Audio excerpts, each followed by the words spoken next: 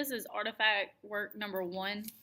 As I went through last night and looked back at the 1C, 2A, 3A, 3B, and 6A through E artifacts, I started looking at a lot of the strengths and weaknesses that the group that I met with that we had talked about would be beneficial in improving our school. Um, Most of those were done, I think, last spring, and then I continued working on them over the summer. The one thing that I did notice and that really did make me very happy was that I think we're doing a lot of those things. The main thing was working on improving test scores because we were a low achieving school. We did not meet growth last year or the year before. We got a new principal last October, and because of that, we've had a lot of changes. Just the feel of the school is completely different. Like, I feel like every teacher feels like they have a say. Um, and the biggest thing is the administrative team is in our classrooms every week. Like, you can expect somebody in here every week. And because of that, we're held accountable. We're held accountable just like we hold our kids accountable. The main thing is and was developing remediation programs, after school things, um, things that we could do within the classroom every day to improve the atmosphere overall to make the students realize that our goal here was for them to learn. The main thing that we put in place was putting in a 2-week remediation program before exams.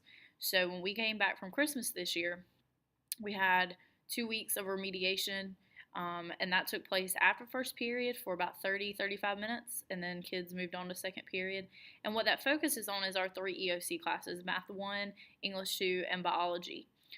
It also let our juniors work on ACT practice, and it allowed our seniors to work on work keys practice. And while those 5 areas are covered, our freshmen also worked on Foundations of Math review. So, and that's one thing that we really focused on over the summer was using a lot of EVOS data to place our students where they would be successful. So, and I did a lot of that this summer with our math students, and I am a math teacher, so that's something that I focused on.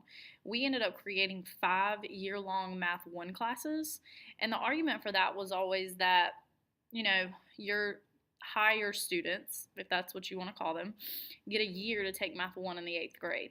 And after that, they come to high school and they move on to Math 2. But what about your lower students?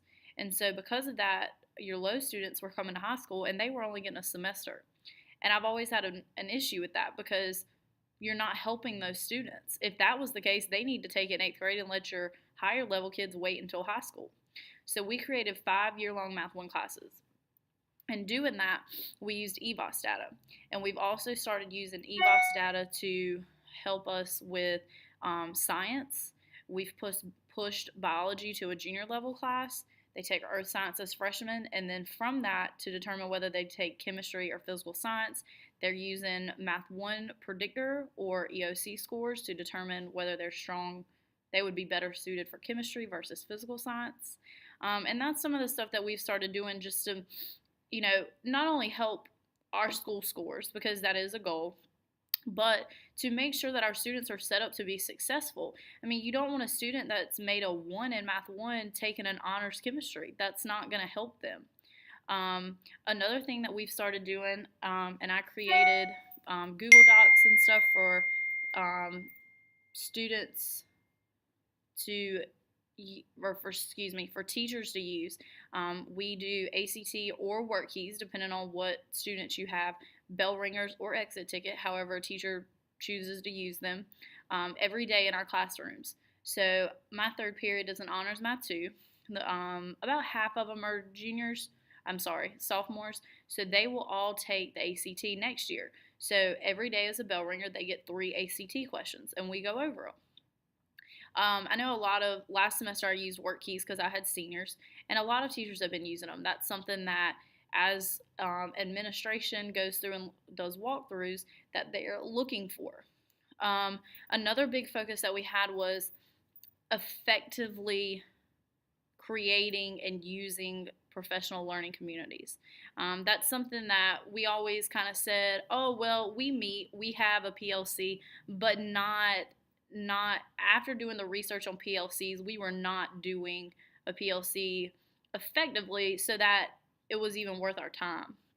And what we do now is we go through and we use a program called All In Learning, and we grade our tests on it, and it desegregates our data for us. So all we have to do is look at, okay, so most of the kids missed number 2.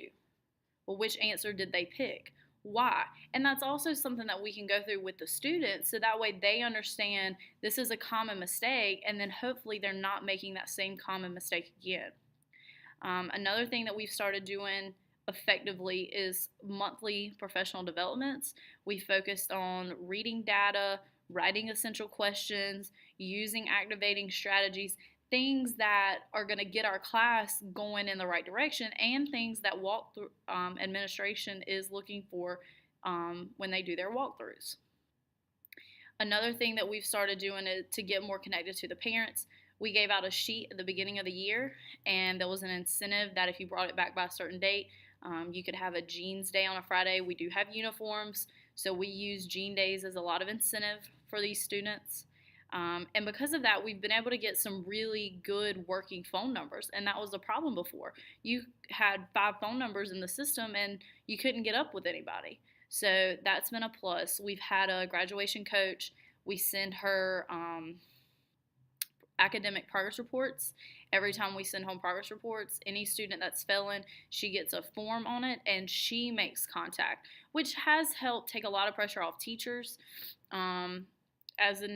As a teacher for 4 years, it is hard to find time. If you've got a lot of students that are struggling, it's hard to find time to constantly make contact. And so she has been a lot of help. We kind of tag team, maybe I'll call these if you can call these, and just making sure that she's staying in constant contact with parents. We do weekly Connect Ed messages, so an update for the week goes out every Sunday night. Our principal makes those. And we've had more effective curriculum nights. We're focusing more on the 8th graders that are coming up, to get them started in the right direction. Another thing is the school just seems to all be on the same page. We have a school calendar. We have a list of important dates. Alaquan Jacobs and Skylar Rouse, please come to the front office. Alaquan Jacobs and Skylar Rouse to the front office. Sorry. We've had a list of important dates in school calendar, and everybody just seems to know what's going on. There's one effective leader. All decisions go through the principal. There's not little mini people just running around that make decisions, and nobody knows what's going on. And because of that, I think with a strong tier in place, it set the standard so that students know that we're all on the same page. Like, they can't come tell me one thing and then go tell another teacher something else. We're all on the same page. Another big thing that we focused on in our teaching working conditions survey was class sizes. I mean, we had classes of 35, 40, and even in core classes. So when I was looking at schedules this summer, that was a big focus of making sure that if a class was capped at 30, the class cap stayed at 30. We didn't say, oh, what's 5 more kids to an earth science class? No, that's not effective. You're not going to get good results from that. So we've heard a lot of good things from teachers saying it's nice to be able to teach a class of 27 versus 35. They've been able to get a lot more done. You can focus more one-on-one with students that way. And the other big thing was we just got a lot of our fall scores back, and we have already had more proficiency in our 3 EOC classes than we did at all last year.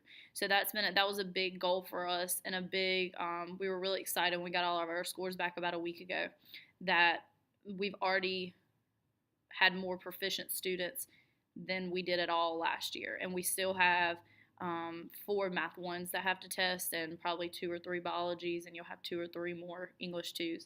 So we were really pleased with that. I really think we're moving in the right direction. If we can just continue this and make sure that we continue to set our students up to succeed, putting them in the classes that they really need to be in, not necessarily classes that they think they should take. So I hope we keep moving in the right direction, and as we keep going, I'm going to keep making note of all of these strengths and weaknesses that we are having thus far.